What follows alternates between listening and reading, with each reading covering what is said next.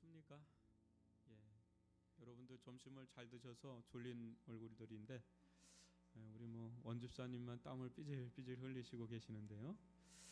너무 찬양팀 우리 박수 한번 쳐드릴까요? 너무 감사합니다. 금철 때 또 부를 때 느낌하고 이 또 오후 찬양 때 또 느낌 다르고 또 오전에 또 일부 헌금송 할 때 그때 또 너무 또 다른데 계속해서 우리가 복음을 경험하라 이 부분을 좀 나가고 있습니다.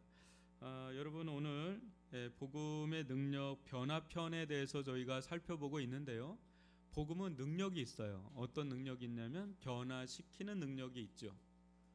그리스도 예수 안에서 새로운 피조물이 됐다 할 정도로 오전에도 그런 설교했지만 새 창조, 그러니까 새롭게 빚어지는 거죠. 완전히 창조라는 말은 무에서 유를 할 때 창조라는 말을 쓰잖아요. 그러니까 우리가 예수를 믿는다는 것은 무에서 유가 생겨나는 그런 일들이 버금가는 일들이 일어났다는 거예요. 그래서 그 가장 큰 측면이 변화인데 여러분 오늘의 이 파트를 좀 살펴볼 겁니다. 복음은 능력이 있어서 먼저는 우리의 존재를 변화시키고 존재가 변화돼야 삶이 변화가 되죠.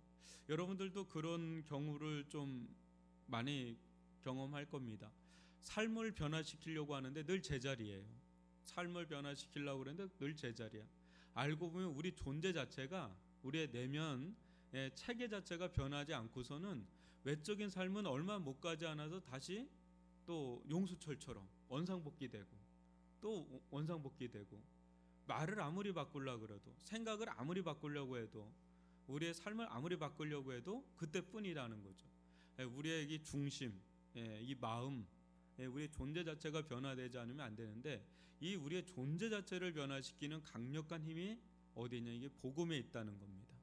이제 이 복음의 능력의 두 번째 파트를 좀 살펴볼 건데 크게 보면은 이 구원이라는 그 속에 두 가지 큰 변화가 있어요. 하나는 존재적 변화, 하나는 삶의 변화.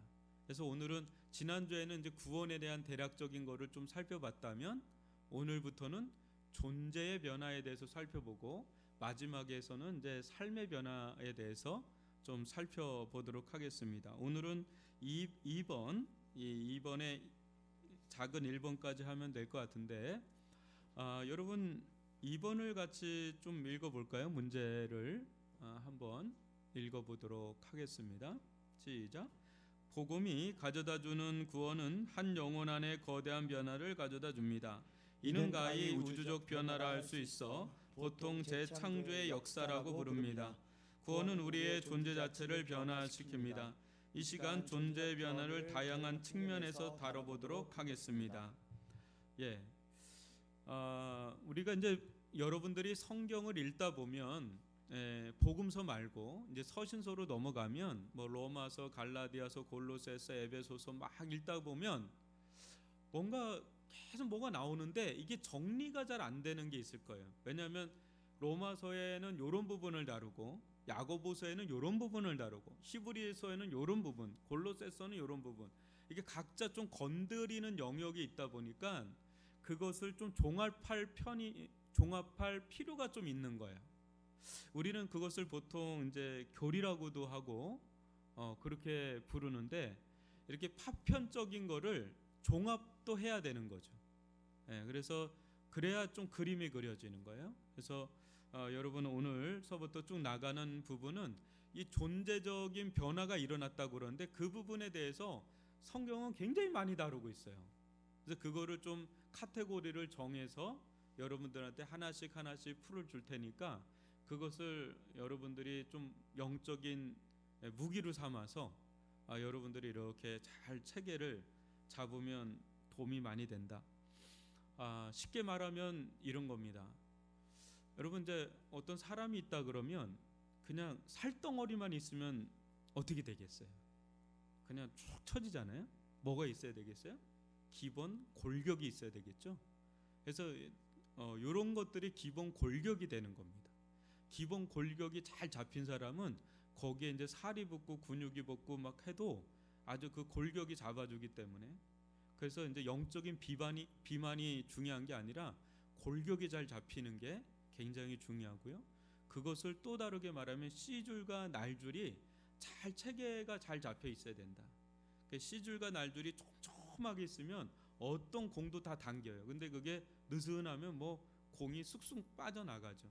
그러니까 진리의 말씀들이 촘촘하게 잘 당기려면 영적인 C줄과 날줄이 잘 잡혀야 되는데, 그 중에 두 가지가 있다면 하나는 조직적인 신학, 하나는 성경적인 신학. 이게 좀 신학적 표현을 쓰면 그 두 가지가 잘 잡혀야 돼요. 주일날 설교 나가는 거는 매우 많은 부분 성경 신학적인 접근이라고 보면, 저 교리적인 부분은 이제 조직 신학적인 접근이죠. 그 두 개가 단단하게 잡혀야 실은 온전한 그리스도인으로 서나갈 수가 있어요. 지금 여기 다루는 부분은 약간 그런 교리적인 거니까 여러분들 한번 들어보십시오.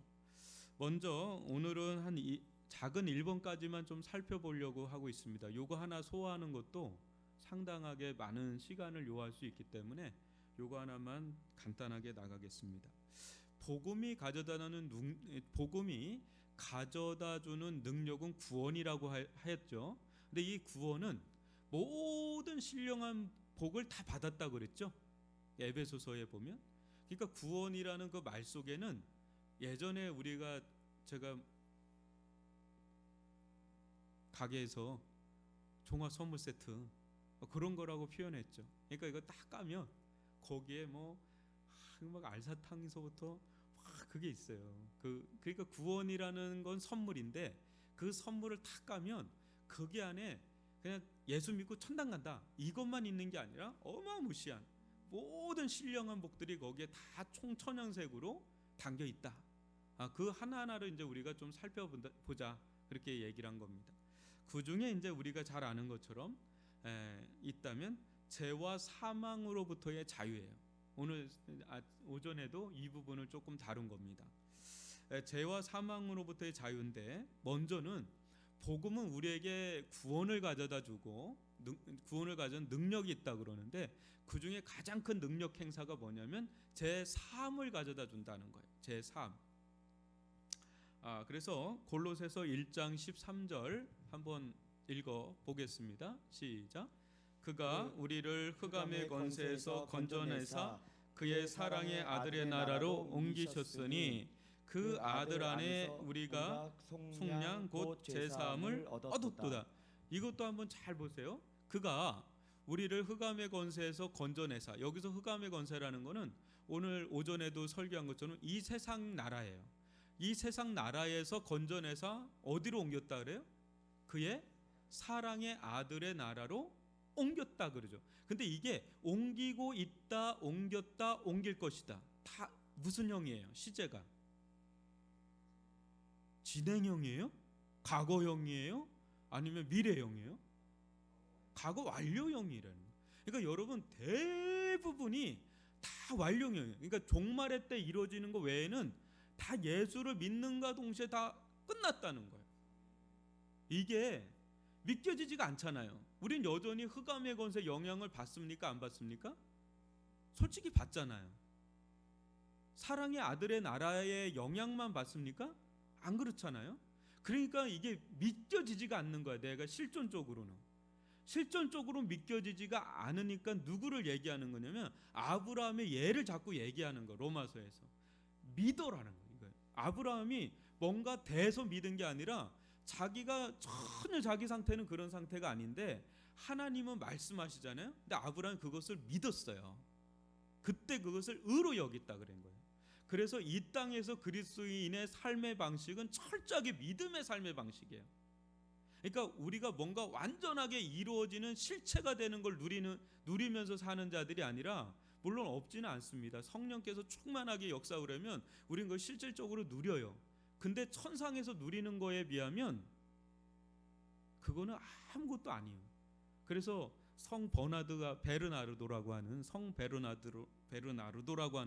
사람이 있어요. 조안 칼빈이 가장 신비주의자인데 가장 많이 그의 기독교 강의에서 가장 많이 인용하는 사람이 베르나르도예요.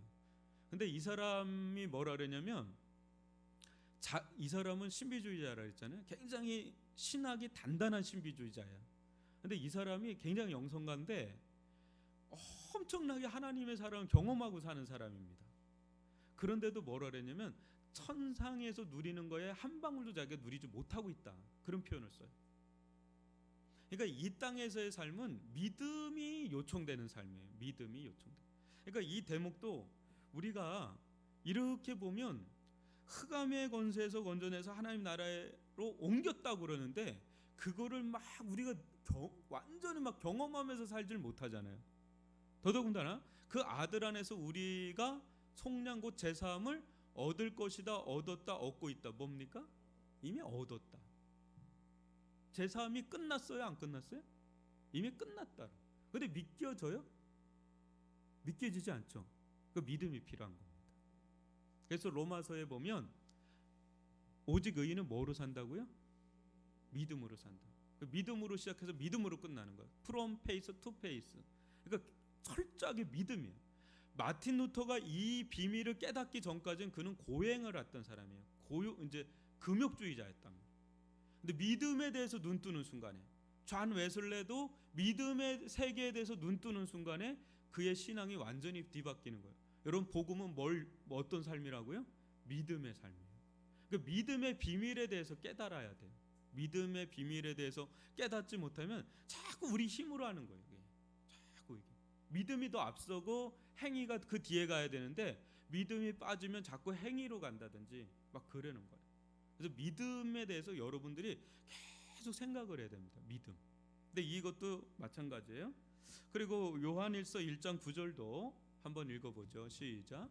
만일 우리가 우리 죄를 자백하면 그는 미쁘시고 의로우사 우리 죄를 사하시며 우리를 모든 불의에서 깨끗하게 하실 것이요. 만일 우리가 우리 죄를 자백하면 그는 미쁘시고 의로우사 우리 죄를 어떻게 한다고요? 사하시며 우리를 모든 불의에서 깨끗하게 하실 것이요.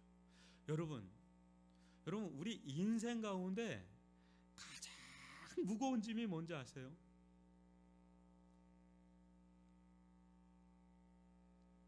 예? 죄의 짐이잖아요. 죄의 짐. 인생이 경험할 수 있는 가장 무거운 짐이 이 죄짐이에요. 죄짐. 그래서 철로 역정에 보면 이 장망성을 떠나는 크리스찬이 뭘 메고 있어요? 큰 짐을 메고 있잖아요. 그죠? 우리 도춘자 전도사님 남편분 최철규 집사님인가? 그분이 여전히 그 베스트셀러던데 거기 보면 이렇게 짐지고 있잖아요. 이 크리스찬이 이 사람이 그러니까 죄짐이 가장 무거운 짐입니다. 다윗이 죄를 범하고 난 뒤에 자기 머리에 정수리에 자기 감당할 수 없나이다 그러죠. 이 죄짐이 가장 무거운 짐입니다. 여러분 제사함이 얼마나 제사함이라는 건 뭐냐면 용서예요. 용서. 그러니까 제사함과 뭐가 니꼬르 관계, 이꼬르 관계냐면 용서하시는 하나님의 사랑이 이꼬르 관계예요. 그러니까 우리는 이제 소극적으로는 제사함이라 그러잖아요. 퍼기브.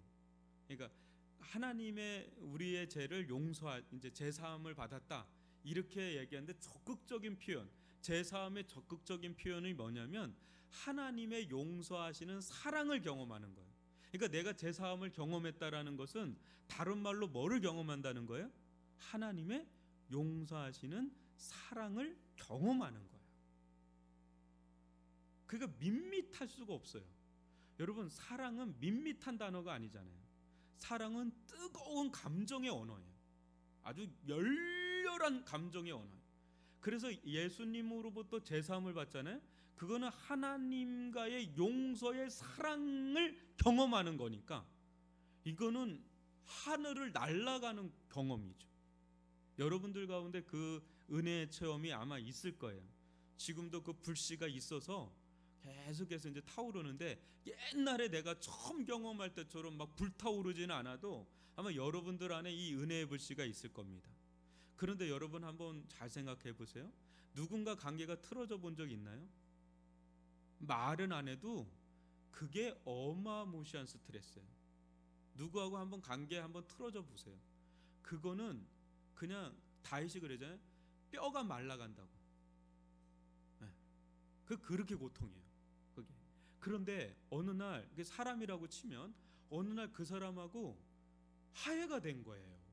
너무 불편한데 얼굴 보기도 뭐해서 피해 다니고. 근데 이제 큰 교회에 있으면 되게 좋아요. 이렇게 불편한 사람들 생기잖아요. 그러면 이렇게 일부 예배 안 가면 되거든. 2부 예배 가고 그래. 근데 우리 같은 교회가 진짜 어려워요. 왜냐면 그냥 매일 오글오글 같이 살아야 되니까. 이거 힘들어. 근데 여기서 인격이 연단되는 기죠. 숨어 있는다고 그게 다는 아니잖아요. 그런데 어느 날 그렇게 불편했던 사이인데 어느 날 그분이 은혜를 받았네.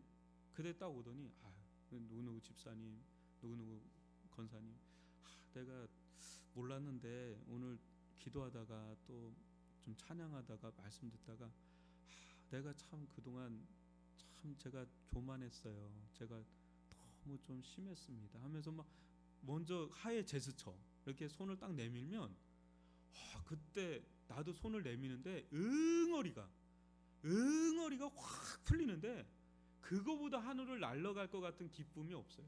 가족 안에서도 막 이렇게 틀어져 있는 관계들 막 이런 게 그 어떤 걸로도 안 되던 게 갑자기 용서가 되고 화해가 되고 평화의 관계가 되고 그러면 하늘을 날아가는 것 같잖아요. 여러분 우리나라도 분단국가 아닙니까? 그 말은 안 해도 그렇죠.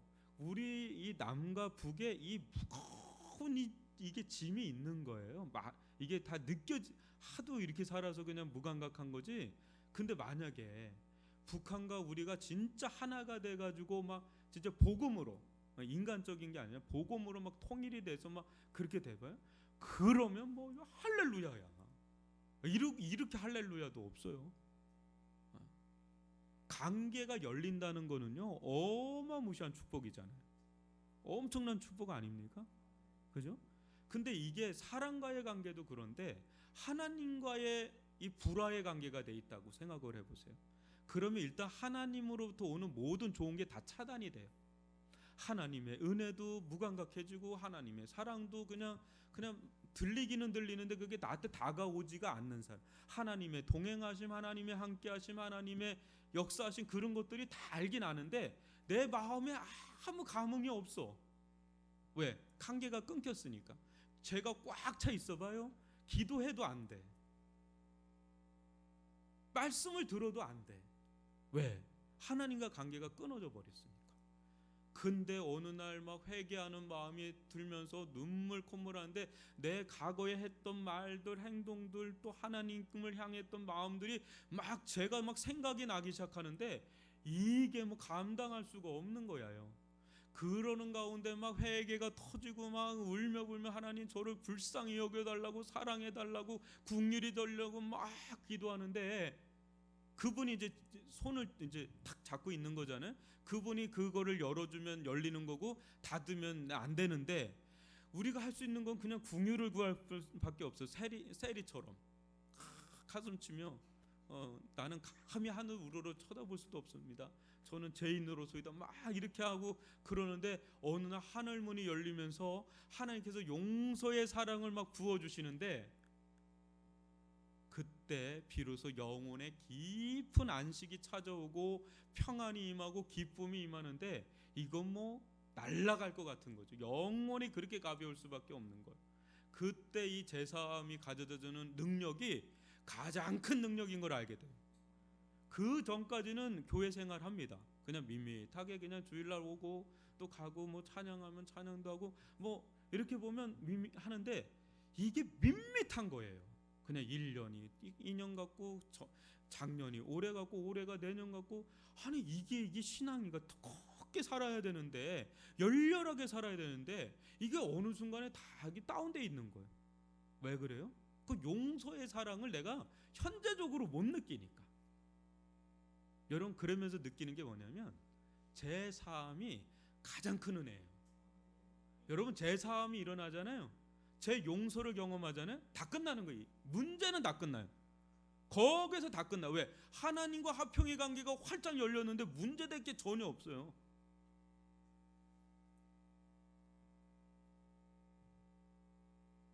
제사함을 가볍게 여기면 안 됩니다. 용서하시는 사랑을 경험하는 걸 가볍게 여기면 안 돼요. 그래서 존 오웬이라고 하는 청교도 항태자인 존 오웬이 아주 두껍게 시편 131편 가지고 용서하신 하나님의 사랑에 대해서 썼어요. 오늘 그러면서 뭐라냐, 그 시대 오늘날 성도들은 용서하신 하나님의 사랑을 경험하지 못하고 산다고. 네. 그러니까 이 제사함이요 가장 큰 축복이라는 걸 여러분들이 명심하십시오. 가볍게 여기지 마시고, 아 목사님 저 옛날에 다 끝났어요. 다 끝났어요. 그건 이미 끝난 거고요. 천만에 만만에 우리가 용서하신 하나님 사랑을 경험하지 못하는 거는 뭔가 막혀 있는 거거든요. 근데 믿으셔요. 이미 내 죄가 다 용서받았다는 걸 믿으시길 바랍니다. 그걸 믿을 때부터 회복이 일어나요. 믿을 때부터 회복이 일어나요. 그래서 이 제사함이라는 문제는요, 이거는 영혼의 참된 자유를 누리는 가장 큰 축복이다. 근데 이게 복음에서 오잖아요. 예수님의 십자가의 능력은 우리의 죄보다 더 커요. 우리의 죄보다 예수님의 보혈의 은혜가 훨씬 더 크다는 걸 굳게 믿고 어떤 죄도 그분 앞에 다 토로하고 그분과의 관계 회복을 나서잖아요. 그게 가장 큰 은혜다라는 걸 아마 경험하게 될 겁니다. 이게 첫 번째고요. 두 번째는 뭡니까? 두 번째, 죄의 권세로부터의 해방입니다. 로마서 8장 1절을 읽어볼까요? 1, 2절 시작. 그러므로 이제 그리스도 예수 안에 있는 자에게는 결코 정죄함이 없나니 이는 그리스도 예수 안에 있는 생명의 성령의 법이 죄와 사망의 법에서 너를 해방하였음이라. 우리가 참 좋아하는 구절이에요. 특별히 1절은 너무 좋아하죠. 그러므로 그리스도 예수 안에 있는 자에게는 뭐라고요? 결코 정죄함이 없나니. 이것도 굳게 믿으시길 바랍니다. 굳게 믿으시길 바랍니다. 어떤 상황이 와도 믿으시길 바랍니다. 우리 양심은 송사를 할 거예요. 너는 죄인이라. 너는 죄인이야. 너는 죄인이라서 이렇게 됐다라고 계속해서 송사할 거예요. 사탄도 계속해서 송사할 겁니다. 너는 죄인이야. 너는 하나님이 사랑하지 않는 죄인이야. 계속 송사를 할 겁니다. 근데 믿으세요. 그리스도 예수 안에 있는 자에게는 뭐라고요? 결코 정죄함이 없다. 그러면 목사님 왜 내가 죄를 회개해야 되죠? 이렇게 묻는다면, 여러분 우리가 죄를 지으면 믿음이 깨져요. 믿질 못해요. 여러분들이 경험을 하실 겁니다. 내가 이거를 알고는 있는데 죄를 범하잖아요. 그럼 믿음이 안 생겨요. 그래서 회개가 필요한 거예요. 믿음을 회복하기 위해서 회개가 필요한 겁니다.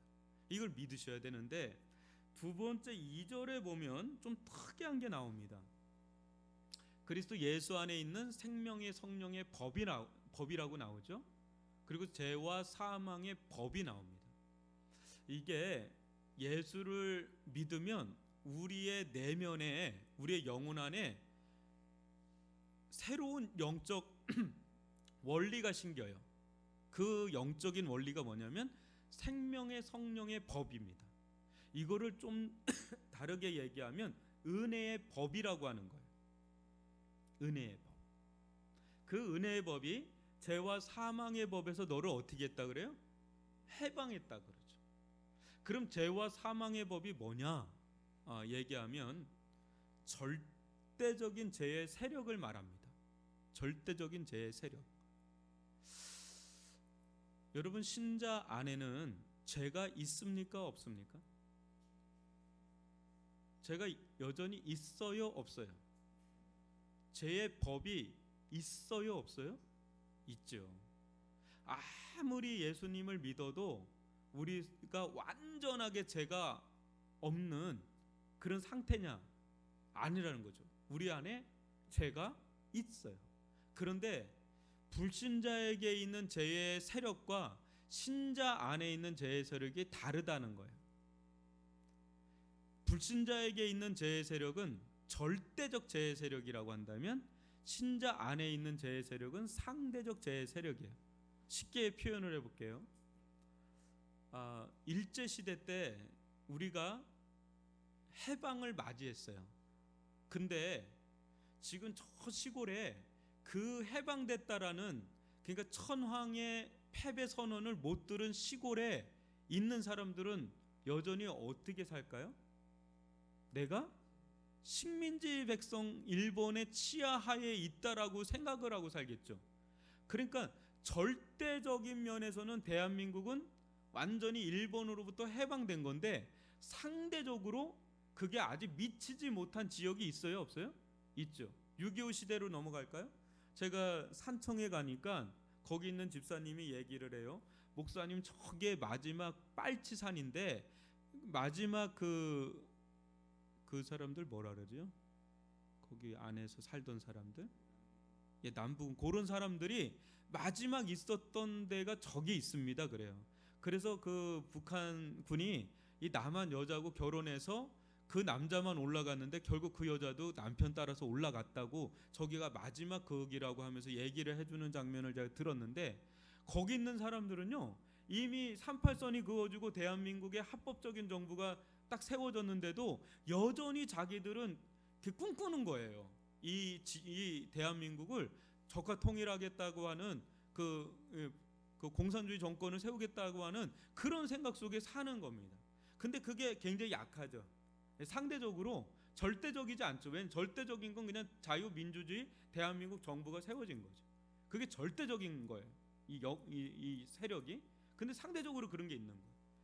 불신자들은 아예 하나님을 모릅니다. 하나님을 인정하지도 않고, 그게 절대적인 어둠에 사로잡혀 있는 겁니다. 완전히. 근데 신자는 거기로부터 해방됐다는 거예요. 해방은 됐는데 마치 여호수아 장군이 이스라엘 땅을 점령했는데 여전히 완전히 정복하지는 못했죠. 그죠? 깃발은 꽂았는데, 그러니까 하나님이 사사기에서 계속 뭐라 그래요? 계속해서 정복하고 다스리라고 그러잖아요. 근데 어느 순간에 그냥 손을 놔버렸죠. 그럴 때 거기 안에 있던 원주민들의 세력이 강해지면서 계속 옆구리를 찌르는 올무와 가시가 되잖아요. 뭐예요? 우리는 예수님이 우리의 완전한 영혼의 합법적인 왕이 되신 거예요. 주가 되신 거예요. 그 제로의 건세로부터 우리를 구원했단 말이에요. 근데 우리가 성화의 삶을 살아야 되잖아요. 그래서 아직까지 점령되지 않은 것들을 우리가 계속해서 성화와 거룩의 삶으로 점령해 나가는 게 우리의 사명이라는 거예요. 근데 중요한 거는 절대적인 제 세력으로부터 우리가 해방됐다라는 거. 이걸 믿으시길 바랍니다. 네. 그래서 죄의 건세, 이 강력한 건세로부터 해방됐다는 거. 우리는 해방된 존재인데, 여러분 죄의 세력이 강해요, 안 강해요? 굉장히 강하잖아요. 해방돼서 거기서 벗어나고 보니까 이 죄의 세력이 보통 강한 게 아니라는 걸 깨닫게 되잖아요. 어디서 깨달아요? 신자의 내면 안에 있는 죄의 세력은 짠챙이들이거든요. 그런데도 얼마나 강력합니까? 그죠? 지금도 신자를 막 그냥 다 엎어버리려고 그러잖아요. 우리를 다 그냥 다 점령하려고 할 정도로 얼마나 강합니까? 상대적인 그냥 짠챙이들인데도 이 죄의 세력이 얼마나 강력한지 감당할 수 없을 정도로 강력해. 그러니까 절대적인 죄의 세력에 갇힌 자들의 죄의 파워는 이길 수 없어요. 우리는 죄를 이길 수가 없단 말이에요. 예수님의 은혜로 이기는 거죠. 근데 이 성령의 생명의 법이 우리 안에 심겨진 겁니다. 그러면서 죄와 상함의 법에서 우리를 완전히 구원해 줬는데, 이 은혜의 법이 우리 속에 또 작용하잖아요. 그죠? 그래서 우리가 막 죄에 침범당하고 또 눌리기도 하고 침체를 당하기도 하는데, 어느 순간인가 어때요? 또 은혜의 법이 우리 속에서 막 역사해가지고 하나님을 찾게 하고 바라보게 하고 신앙하게 하고 뭐 말씀의 은혜를 누리게 하고, 그러면서 그렇게 살면 안 된다고 하면서 하나님을 향해서 또 살 수 있는 강력한 힘을 가져다 주는 게 뭐예요? 우리 안에 심겨진 생명의 성령의 법이다. 은혜의 법이다. 이게 더 강력하다. 죄의 법보다 이게 더 강력해서 우리를 구원할 뿐 아니라 우리를 점점 은혜의 법에 사로잡히게 만들죠. 그래서 이게 굉장한 은혜입니다. 이 죄의 권세로부터 해방된다는 거, 점점 더 해방된다는 거, 그 삶 자체가 점점 자유해지는 겁니다. 점점. 그것을 좀 보시면 좋겠고요. 이 죄의 권세로부터 해방되는 이 부분은 성화에 관련된 부분은 여기서는 다루지 않겠습니다. 이 부분이 실은 우리에겐 더 많이 필요한데 이걸 다루기에는 너무 많은 시간이 필요하니까 일단은 이 정도로 좀 알아주시고요. 세 번째, 또 뭐로부터의 자유냐면 마귀와 사망으로부터의 자유. 그러니까 우리들 가운데 첫 번째 제3을 가져다 주고요. 그다음에 죄의 권세로부터의 해방을 가져다 주고 마귀와 사망의 권세로부터도 우리를 자유케 하는 게 뭐라고요? 복음이다. 그래서 히브리서 12장 14절로 16절을 한 절씩 읽어보겠습니다. 자녀들은 혈과 육에 속하였음에 그도 또한 같은 모양으로 혈과 육을 함께 지니심은 죽음을 통하여 죽음의 세력을 잡은 자 곧 마귀를 멸하시며 또 죽기를 무서워함으로 한평생 매어 종노릇하는 모든 자들을 놓아주려 하심이니 이는 확실히 천사를 붙들어 주려 하심이 아니요 오직 아브라함의 자손을 붙들어 주려 하심이라. 여러분, 또 우리를 장악하고 있는 가장 강력한 세력이 또 두 가지가 있어요. 하나는 뭐 제 세력이라고 얘기했죠. 또 하나가 마귀의 세력이에요. 그리고 또 하나가 사망의 세력이에요. 그러니까 이 세 개는 우리가 이길 수가 없어요. 마귀가 얼마나 교묘하게 우리들 가운데 역사하는지 모릅니다. 또 사망의 세력이 얼마나 강력하게 우리를 두려움 가운데 엄습하게 하는지도 몰라요. 근데 복음은 마귀의 세력을 멸하고 사망의 세력을 멸하는 강력한 힘이 있다라는 거죠. 그것을 우리는 좀 보게 되죠. 그래서 이 부활의 복음, 십자가의 복음이 제사함을 가져다 주는 복음이라면 부활의 복음은 어떤 복음이에요? 마귀와 사망의 권세를 파하는 능력의 복음이다. 그래서 십자가와 부활의 복음을 완전한 복음이라고 이렇게 얘기를 하는 겁니다. 그래서 이 복음 존재적인 변화를 일으키는데 이 세 가지, 크게 세 가지, 이 제사함을 가져다 주고 죄의 권세로부터 또 마귀와 사탄의 사망의 권세로부터 우리를 건져낸다는 이 부분을 우리가 본다면 이게 신자 안에 이미 이루어진 겁니까? 이루어지고 있습니까? 이루어진 것입니까? 이루어진 겁니다. 이미 우리들 안에 제사함이 가져다 줬고요. 죄의 권세로부터 해방이 됐고요. 다 과거형이니까 마귀의 세력으로부터 완전히 자유케 된 거고요. 사망의 권세로부터도 자유케 된 겁니다. 근데 목사님 왜 저는 여전히 그런 영향을 받고 있죠? 그게 상대적인 영향을 받고 있는 거지 절대적인 영향을 받는 건 아니다. 근데 상대적인 영향만 해도 굉장히 세다는 걸 여러분 느끼실 거예요. 그죠? 그러니까 우리는 계속해서 전진하면서 이겨야 되는 거죠. 싸워야 되는 거죠. 이 세력들과 싸워서 점점 강해지는 그리스도인이 돼야 되는 겁니다. 그래서 저는 여러분들이 이 복음의 기초를 단단하게 좀 놓고 복음을 누리셔요. 믿음으로 누리셔요. 제사함 받았다. 이걸 믿으시길 바랍니다. 없는 얘기하는 거 아니에요. 제사함을 받았다. 이미 받았다. 나는 제사함 받았다. 그리고 근데 그 이후에 죄를 짓잖아요. 그거는 그냥 발을 닦는 거예요. 사도 바울에게 그러잖아요. 베드로한테 그러죠. 너는 목욕을 한 자나 발은 닦아야 된다 그래요. 그러니까 존재적으로 다 제사함을 받았지만 날마다 죄를 짓는 게 있기 때문에 그건 그때마다 발을 닦아야 되는 거예요. 근데 두 번 다시 목욕할 필요는 없어요. 목욕은 자주 해야 되지만 그래도 우리는 다 이게 깨끗해진 자예요. 그걸 믿으시기를 바랍니다. 그리고 죄의 권세로부터 해방됐다라는 것을 완전히 죄의 권세로부터 해방되고 오히려 우리는 은혜에 포로된 상태다. 그걸 믿으시길 바라고 아울러서 마귀가 여러분들을 건드리긴 건드리는데 아주 여러분들을 완전히 장악할 수 있는 건드릴 수는 없어요.